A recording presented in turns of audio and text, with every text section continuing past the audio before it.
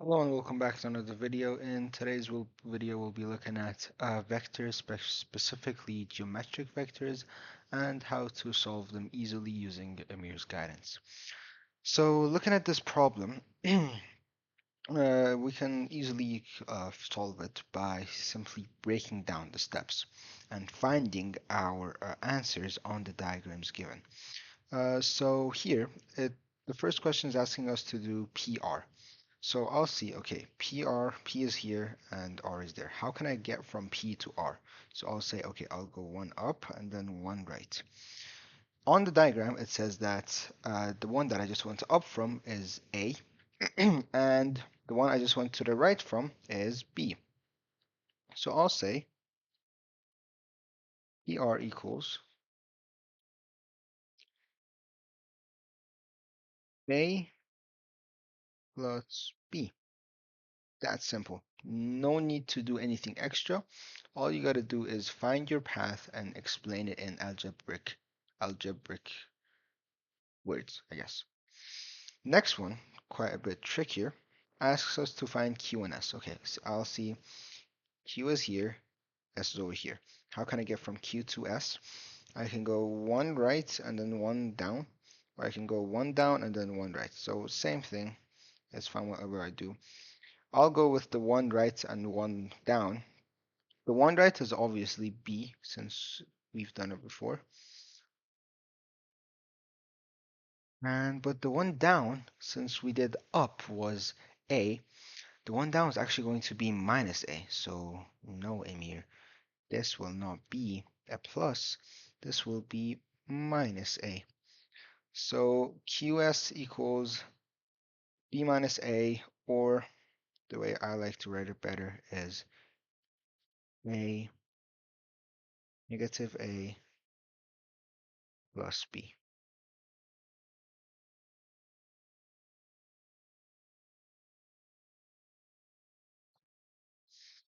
So negative A plus B is just that one. And I figured that one would be better on paper because it looks better. But it wouldn't make a difference in your future equations if you want to use it again. I just like it more. It's personal preferences. And then it tells us, hey, Amir, find QX. So, okay, I know where Q is because I've seen it before, but X is in the middle. What does that mean? So it says X is in the midpoint of QS. We can already see it on the diagram. And here, what you want to do is use your past knowledge, not from NYP studies, but from the diagram that you're seeing. So I'll go, okay, QX equals thing. So I'll say, I already know that QS is X is the midpoint of QX. So I'll just say if QS is equal to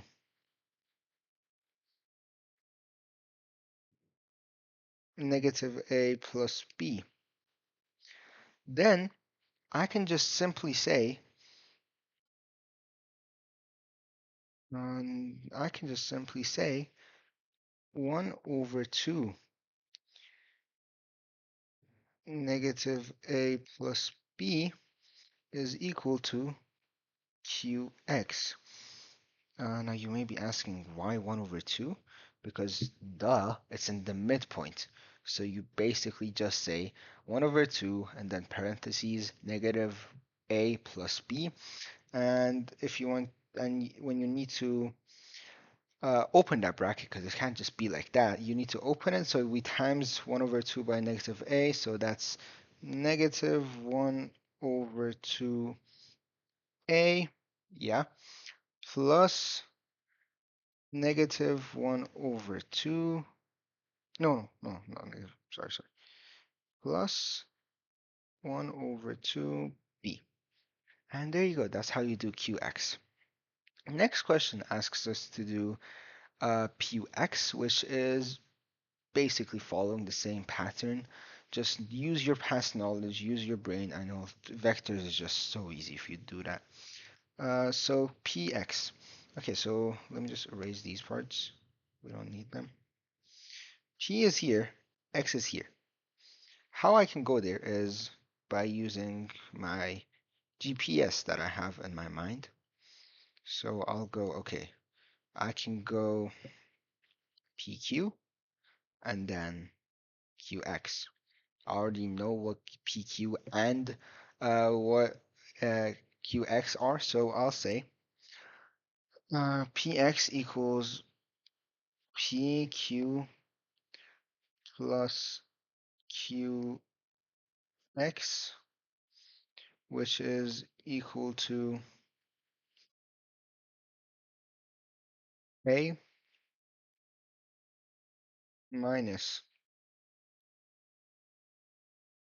1 over 2A plus 1 over 2B, and then that should be equal to, so A minus 1 over 2A is just basically saying 1 minus 1 over 2, so it's just going to be plus positive negative 1 over 2A. Don't get that mixed up. Don't let that confuse yourself. Think of it this way. When you have 1 minus 1 over 2, what do you get? 1 over 2, right? So if it's A minus 1 over 2A, it's just the same thing. It's just going to be 1 over 2A. But this time it's going to be positive. So it's going to be 1 over 2A plus 1 over 2B, which is equal to PX. There we go. That's one of the questions that we're going to do. Next question, which is going to be a past paper. Let me just pull it up real quick. It's going to be from past paper, November 21, I believe. All right, so we are back. I added the things finally. Took a bit long, but it's okay. You guys are not going to see that. So here is the past paper question that's asking us ABCD is a ABCD is a trapezium, if that's how you say it, with the properties shown in the diagram below. So we know that, let me zoom in on it to um, focus on the properties. So AB is 4, negative 0.5. AC is 6, 3. And DC, wait, hold on. These two are, is that, no, that's not the parallel, right? DC are parallel. Okay, and DC is double that. So whatever this is, yeah, I don't need to draw anything for that.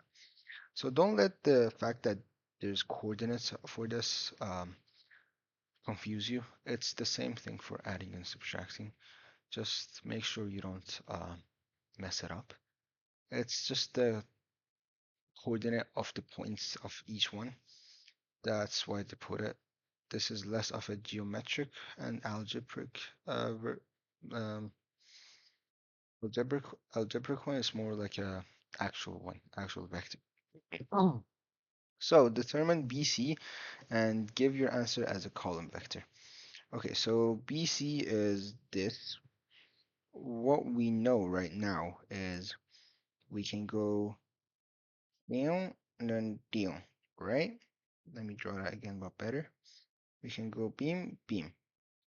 So yeah, just write that. So BC equals BA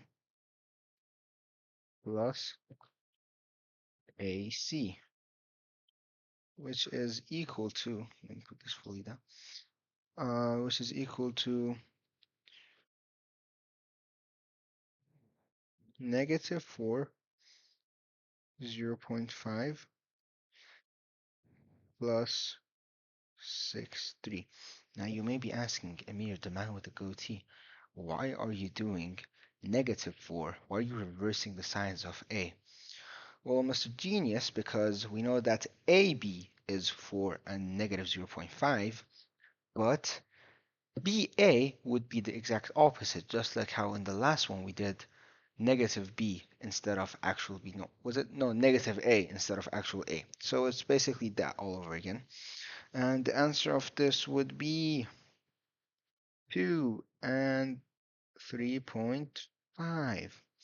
So BC is this. Beam, beam, beam, beam. There we go. Now it says determine AD. So let me erase any unnecessary like lines over here. Yep. AD. So AD is this. What we can do is we know that DC is double AB. So that's going to be, damn, that's a horrible 8. It's going to be 8 and 0.5 times 2, that's negative 1. So we know that that's the coordinates for uh, DC. Thus, we'll just add it together. So let me just.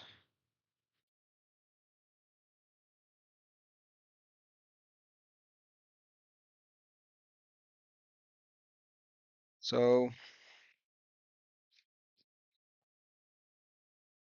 we'll say, yeah, you know,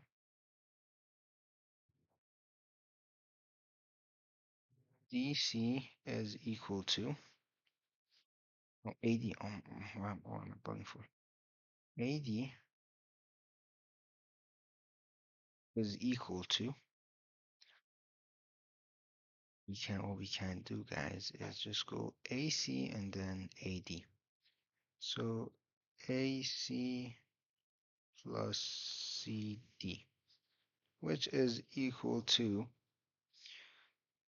6, 3, negative 8, and 1, which is equal to negative 2 and 4. Yep, that's quite simple, isn't it? And the last question, let me move it up a bit. Show that AD is perpendicular to AC. So this is where it gets interesting because in order to be perpendicular, it has to equal negative 1. So let me just write that down because that's really important. You should always know this. Perpendicular, sorry for the bad handwriting, equals negative 1. Any line, anytime a question, especially in the MYP, asks you to prove that something is perpendicular, always equate it to negative 1. So we'll say AD,